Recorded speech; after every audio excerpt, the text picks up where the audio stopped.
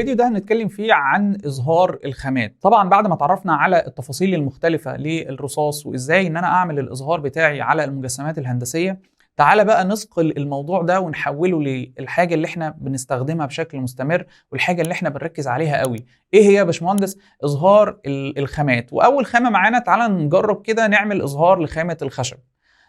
قبل ما نعمل إظهار لخامة الخشب لازم تفهم حاجة معينة، إن أي خامة في الدنيا علشان تعمل لها إظهار، طيب أنا دلوقتي يا باشمهندس بعمل إظهار أبيض وأسود، إظهار بالرصاص، هبين اللون إزاي؟ طبعا اللون بتاعك بيفرق، التون اللوني، الدرجة اللونية ممكن تبقى رصاص غامق شوية، رصاص فاتح شوية، درجة وسط، فدي حاجة لازم إن أنت تركز عليها.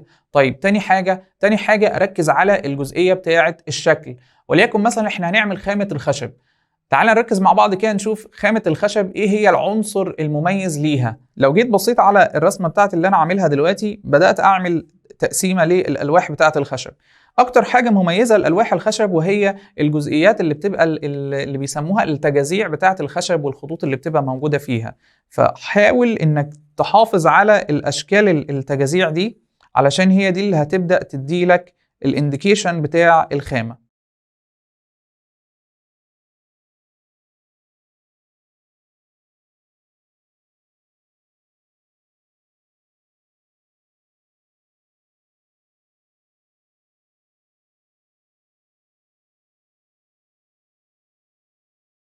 طيب بعد ما رسمت الانديكيشن بتاع الخامه نفسه او التفاصيل اللي جوه الخامه نفسها، لازم اعرف هو انا هتعامل فيها ازاي، او هي علشان تظهر اظهرها ازاي. انا عندي مثلا جذع الخشب بالمنظر ده كده، وفي شويه خطوط. كل الموضوع ان انا ببدا اشتغل ظل ونور على الخطوط دي، فباخد من الخط نفسه واعمل تدريج بس على مساحه صغيره. احنا الاول قبل كده كنا بنعمل تدريج بس على مساحات كبيره، دلوقتي انا بعمل تدريج بالقلم بس على مساحه صغيره. شايفين الشكل بيبقى عامل ازاي؟ بدوس على القلم في البداية وابدأ اعمل تدريج كده بسيط خالص في الشكل بتاعي علشان ابين الخامة بتاعة الخشب. طبعا لو الخامة دي السكيل بتاعها صغير قوي مش هيظهر معايا التفاصيل دي بشكل واضح، اما لما بكون انا ببين الخامة دي في سكيل كبير فطبيعي ومنطقي ان التفاصيل بتاعتها تظهر بصورة واضحة. تعالوا نطبق بقى اللي احنا قلناه ده هنا. باخد مثلا من الغامق انزل على الفاتح بالشكل ده، باخد من الغامق انزل على الفاتح بالشكل ده.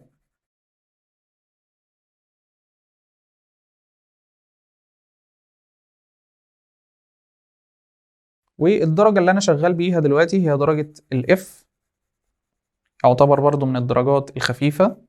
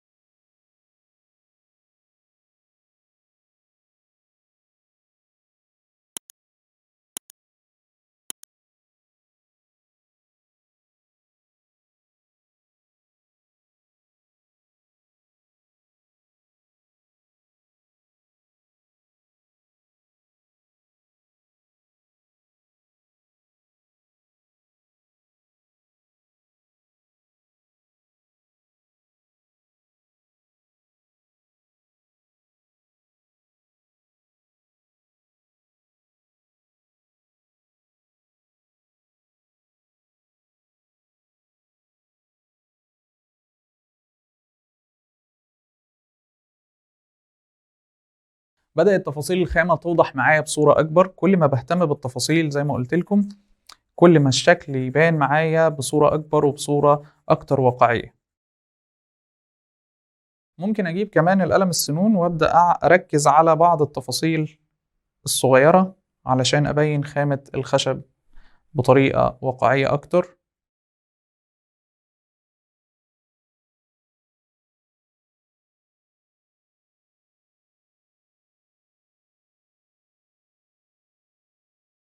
واظهار الخشب في اللحظه اللي احنا عاملينها دلوقتي دي ممكن استخدمه في اكتر من حاجه، زي مثلا الباركيه او زي الواجهات او حاجات كتير جدا ممكن استخدم فيها موضوع الخشب. ولكن لو هستخدمه في الباركيه فيكون مهم بالنسبه لي ان انا احاول اعمل اختلافات في الوان الالواح. بمعنى ايه؟ بمعنى مثلا اللوح ده ممكن ان انا اغمقه شويه،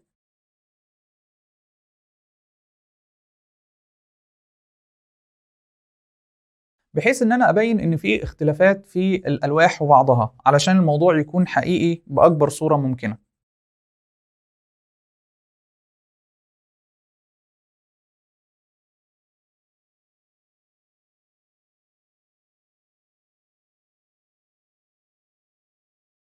وده فعلا اللي بيحصل في الحقيقة، انك لما بتيجي تثقل الموضوع في الواقع بتلاقي ان الالواح الخشبية لما بتكون متوصلة جنب بعضها في الارضية ما بيكونش لون الالواح حاجة نفس الدرجة اللونية، بيكون في اختلافات، فانت بتحاول على قدر المستطاع انك تحاكي الطبيعة.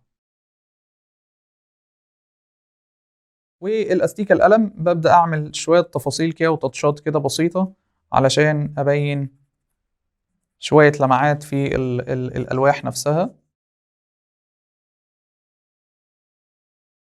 علشان الشكل يطلع معايا بصورة منطقية. ده كده تطبيق للخامة بتاعة الخشب. إذا أنا دلوقتي بدأت أستوعب الموضوع واحدة بواحدة، إن موضوع التدريج ده هو حاجة أساسية جدا في الشغل بتاعي.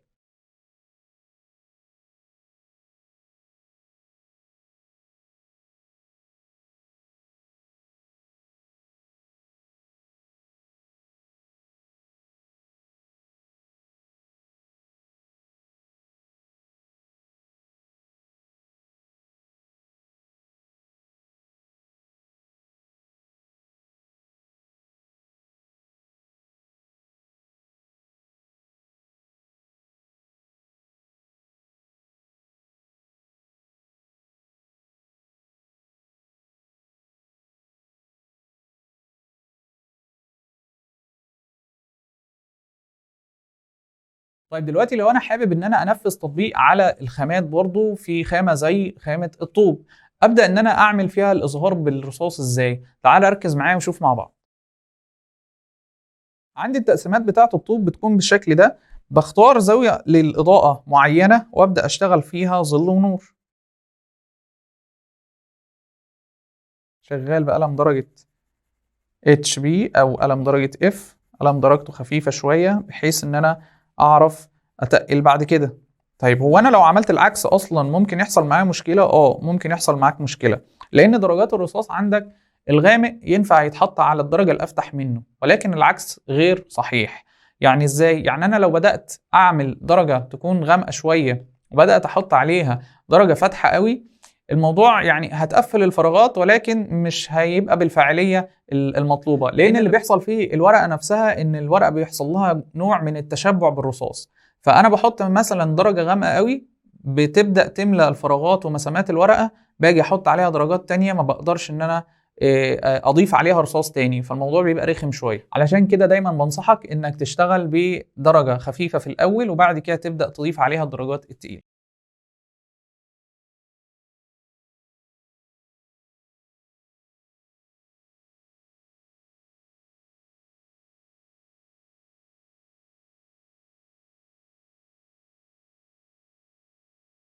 بحاول وانا شغال ان انا اعمل تغير في الدرجات اللونيه في الطوب، لان منطقي وطبيعي ان الطوب ما بيكونش نفس درجه اللون،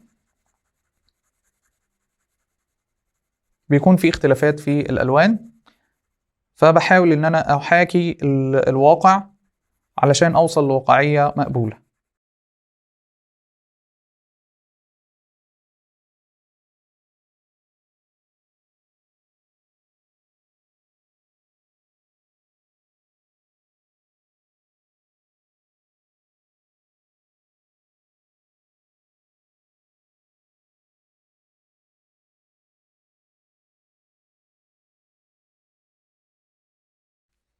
وبدرجه غامقه شويه زي 3 بي او 4 بي ببدا اركز على بعض التفاصيل علشان اظهر الطوب نفسه. مثلا الطوب فيه نوع من البروز شويه، فاوضح البروز بتاع الطوب عندي.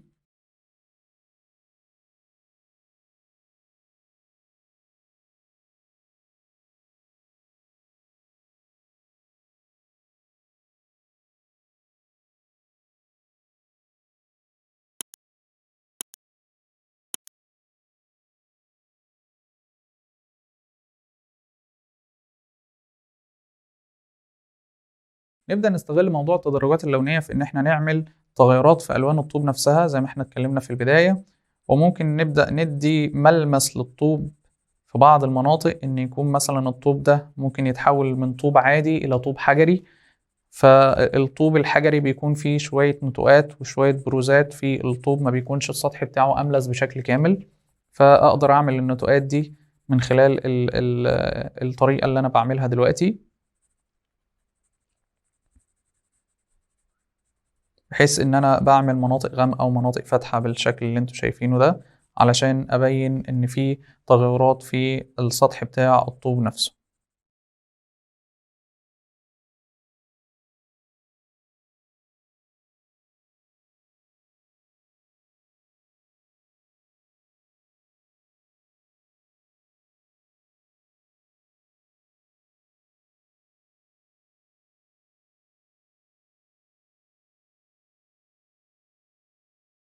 وبكده اكون انا بدأت انفذ نفس النظرية او نفس التطبيقات اللي احنا بنتكلم عليها في استخدام الظل والنور والتظليل في المجسمات، علشان ابدأ اعمل الخامة بتاعة الطوب. الخامة اللي بعد كده لو احنا حابين نعمل تأثير الحجر، تعالوا نشوف مع بعض ازاي هنبدأ نطبقه. اول حاجة التقسيمات الحجرية بتكون بشكل الى حد ما عشوائي،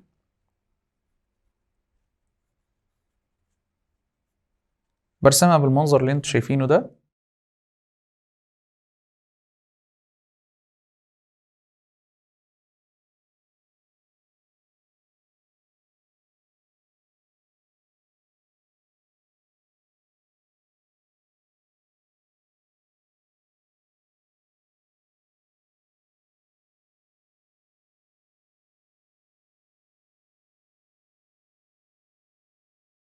والخطوة اللي بعد كده ببدأ أشتغل عليها ظل ونور. فأشتغل عليها ظل ونور إزاي؟ ببدأ أظلل المجسمات بشكل يخليني إن أنا أعمل اتجاه منطقة غامقة جدا، وأبدأ أعمل فيها تدريج في كل حجر، في كل منطقة من المناطق الحجرية، مع الأخذ في الاعتبار إن أنا بشتغل على بعض المناطق الفاتحة شوية وأعمل اختلافات في الألوان، لأن الكتل الحجرية دي مش كلها بتبقى نفس درجة اللون. والقلم اللي بشتغل بيه دلوقتي هو قلم درجة 8 بي. ممكن تشتغل بقلم درجته خفيفة شوية لو انت ايدك لسه ما خدتش برضه على الدرجات الغامقة، ولكن انصحك انك ما تخافش بتاتا من الدرجة الغامقة، لان كل ما انت حافظت على التباين الواضح ما بين الدرجات الغامقة والفاتحة، كل ما الشكل بتاعك بيظهر بصورة احسن.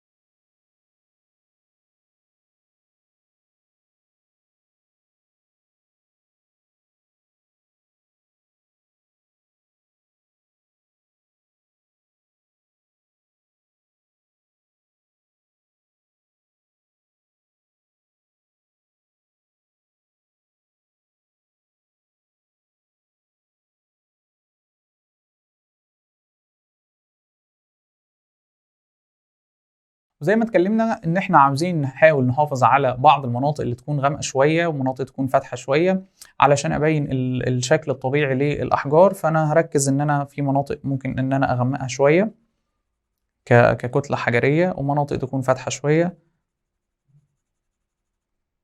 وهكذا علشان أحافظ على الشكل المنطقي والشكل الطبيعي للحجر.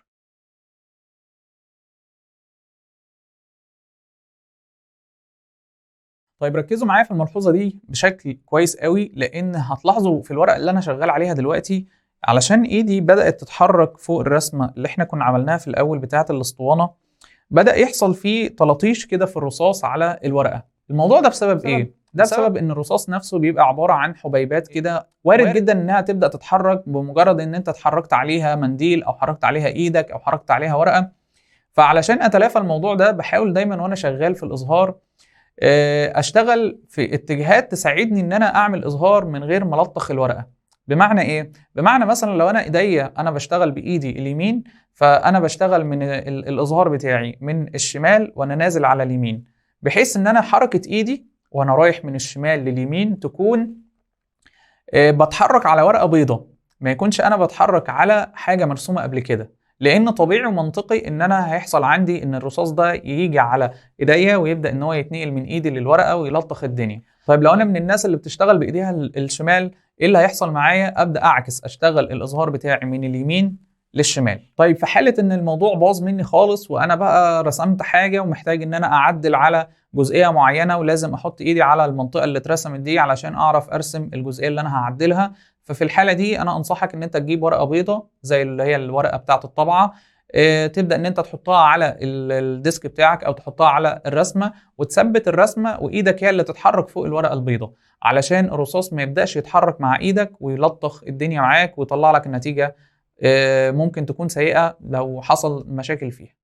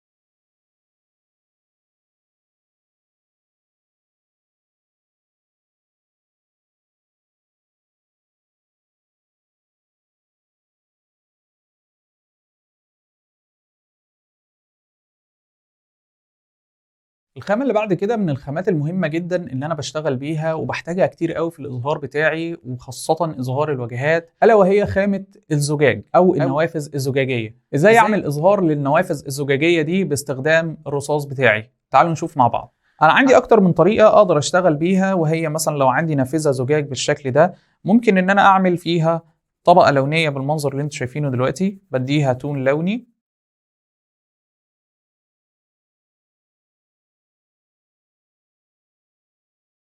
بشتغل بجنب القلم يا جماعة زي ما أنتوا شايفين دلوقتي.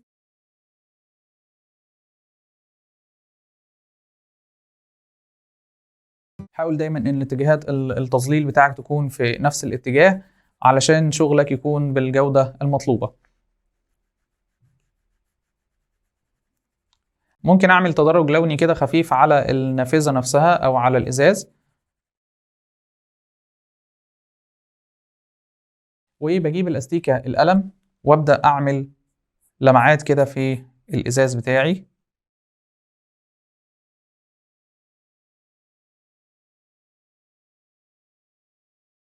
ومن خلال اللمعات دي بعمل حاجة زي تظليل كده بسيط، اعمل تدرج لوني في المناطق دي.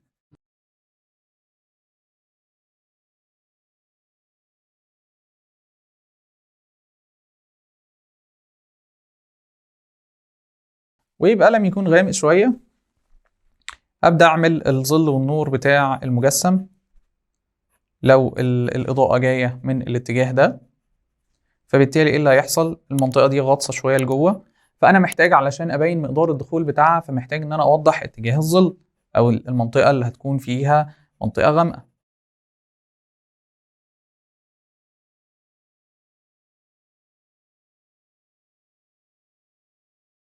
وعلشان أبرز المجسم نفسه عن المستوى أعمل له الظل بتاعه بالمنظر ده.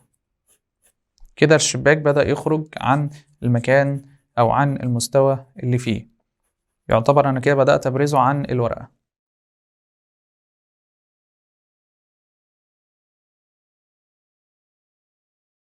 كده دي طريقة مبسطة لإظهار العنصر بتاع النوافذ الزجاجية. طيب في شكل تاني وفي طريقة تانية ممكن إن احنا نستخدمها، إيه هي؟ والطريقة التانية هي إن أنا بشتغل مباشرة على التظليل، باخد خط غامق وأبدأ أعمل تدريج لوني بالمنظر ده، من الغامق لأفتح لأفتح لأفتح، وأبدأ أسيب مسافة وأعمل خط غامق تاني،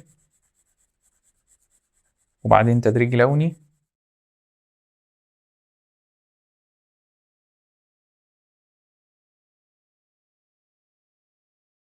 وهكذا لغاية ما أوصل للشكل بتاع النافذة.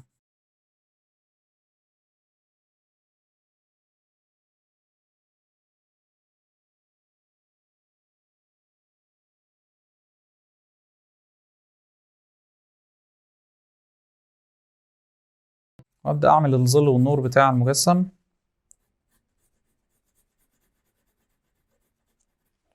علشان يطلع معايا بالصورة المطلوبة.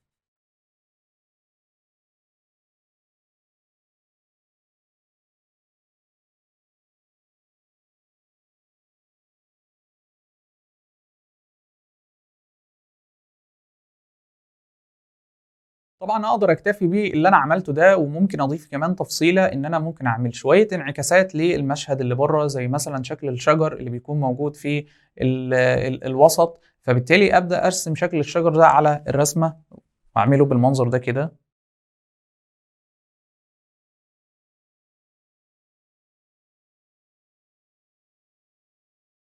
كنوع من الانعكاسات اللي بتكون موجودة في المشهد.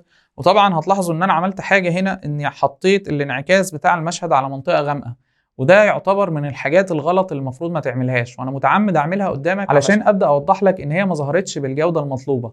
انت تقدر تعمل الموضوع الانعكاسات دي في منطقة فاتحة زي كده، الموضوع يظهر، علشان زي ما قلت لك قبل كده ان مهم قوي بالنسبة لي ان انا اعمل تباين في الدرجات ما بين الغامق والفاتح. فانا لو حطيت غامق مع غامق مش هيظهر، لو حطيت فاتح مع فاتح برضه مش هيظهر، فلازم اعمل البالانس والتوازن المطلوب في التونات اللونية علشان يطلع معايا الشكل بصورة مقبولة.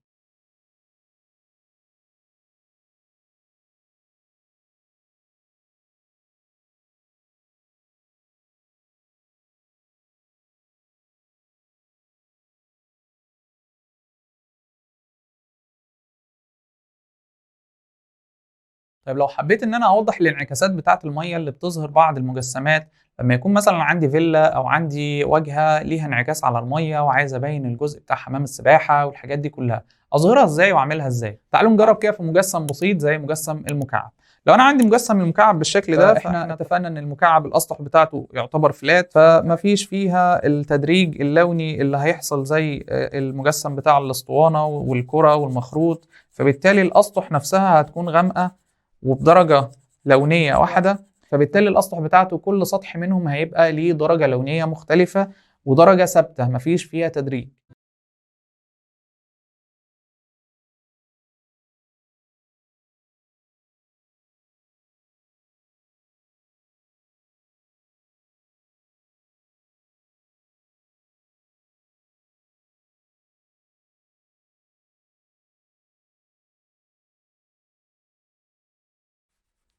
طبعا وأنا شغال لازم أتأكد كويس قوي إن سن قلم الرصاص معايا مبري كويس، علشان لو أنا كسلت في بري سن القلم الرصاص اللي هيحصل معايا إن القلم هيبدأ يعمل خرابيش في الورقة. الخرابيش دي ما تستهونش بيها، الموضوع هتلاقي ان هو بيعمل نتوءات جوه الورقة والرصاص هيبدأ يعمل علامات، والموضوع في النهاية هيوصل بيك لنتيجة سيئة.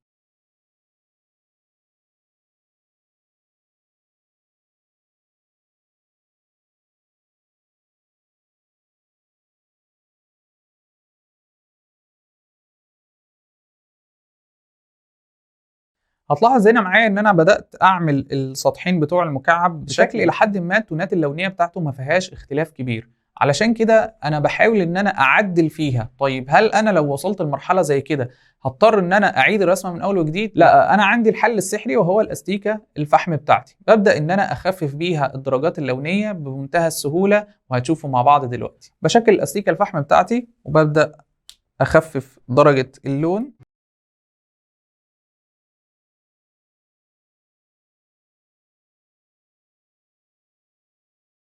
وبعد ما اخفف درجة اللون بتأكد إن التون اللوني كله متجانس وحاجة واحدة. طيب انا دلوقتي عملت المكعب اللي احنا عايزين نعمل له انعكاس على الميه. طيب هو انا هرسم اصلا الميه ازاي؟ تعالى كده، لو احنا افترضنا ان في مثلا سطح للميه هنا،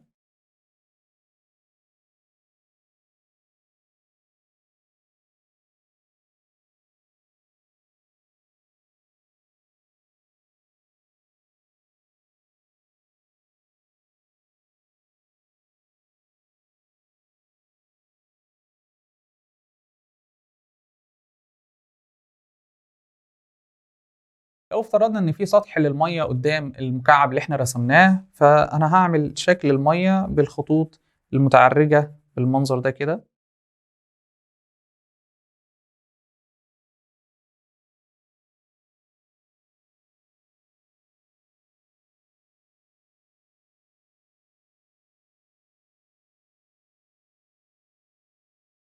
واعمل لها تدريج انسيابي في التظليل بتاعي.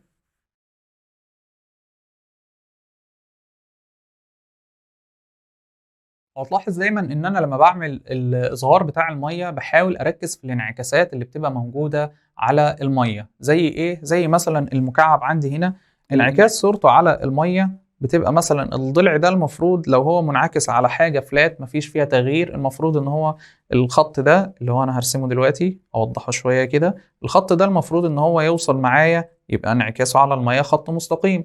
ولكن المستوى اللي انا برسم فيه او السطح بتاع الميه بيكون في توتر سطحي، فبالتالي الخط ده يبدأ يتحرك بالمنظر ده. ولو هعمل مثلا انعكاس للخط ده ونهاية مثلا المكعب، فهتلاحظ ان انا عندي اصلا المجسمات اللي موجودة عندي كصورة ان هي بتنعكس على المية لازم يحصل فيها تعرجات.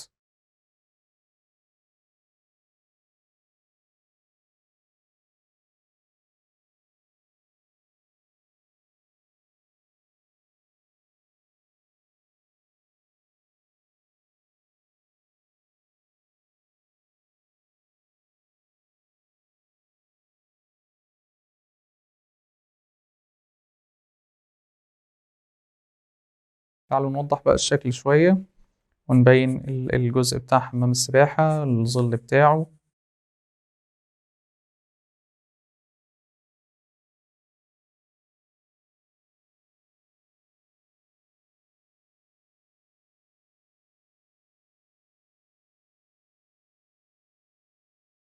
وممكن كمان أأكد على بعض اللمعات اللي بتبقى موجودة في المية من خلال الأستيكة القلم، وأبدأ أأكد على شوية لمعات بالمنظر ده.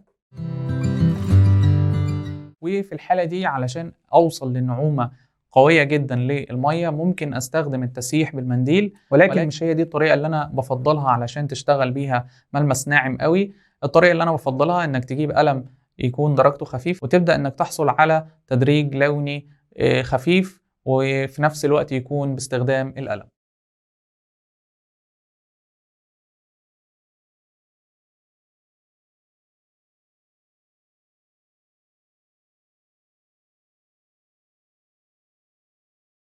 طيب دلوقتي يا باشمهندس خلي بالك من حاجة مهمة جدا، وهي بعض الخواص اللي بتحصل في التظليل أو بعض الخواص اللي بتحصل في الظل والنور لما تيجي تشتغل إظهار للشغل بتاعك.